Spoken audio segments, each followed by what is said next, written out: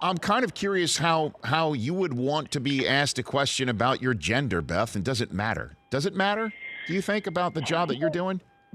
I've always approached it as I'm a play-by-play announcer first, because honestly, the gender part hasn't really, it's nothing new to me, and I've been calling games even, as a kid in my living room ever since I was knee-high.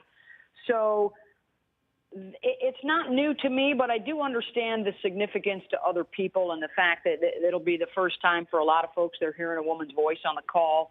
Some aren't going to like it, and, you can't control that. But if there are young kids out there that have a dream like I did that's kind of outside the norm, by all means, go for it. And I've learned over the last, 6 months or so, Rich, since I found out about this assignment, and I was actually surprised at just how many women inside the profession and outside have sent words of encouragement and said, wow, it's going to be unbelievable. I've been an NFL fan my whole life.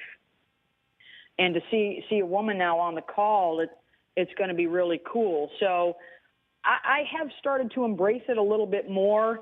But in terms of, any kind of trailblazing discussion, I'll let other people worry about that. I'm kind of focused on the day-to-day and working with our team to get ready. But certainly, want to celebrate a little bit, kind of shaking up the status quo, if you will. Well, my wife is a sideline reporter for ABC Sports College Football, in the booth with Gary Thorne and Tirico, who I know you know very well.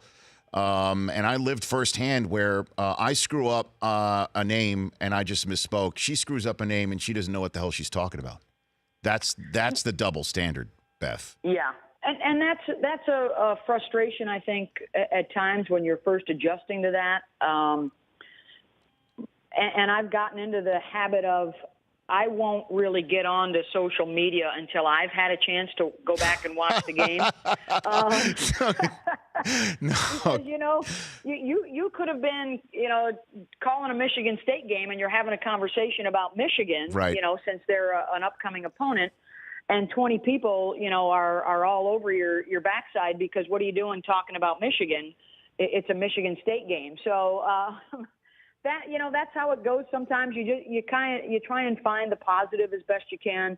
You try and find the people that want to have an actual conversation. And honestly, Rich, growing up with three brothers and a dad who was a high school coach, I grew up in the gym.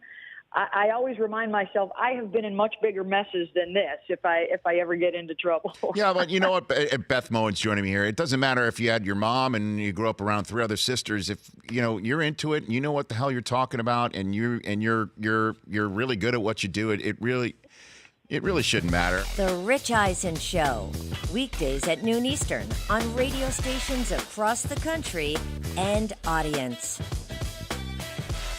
If you liked some of that, get some more of that on the Rich Eisen Show app. Follow all the information you see right here on the Rich Eisen Show.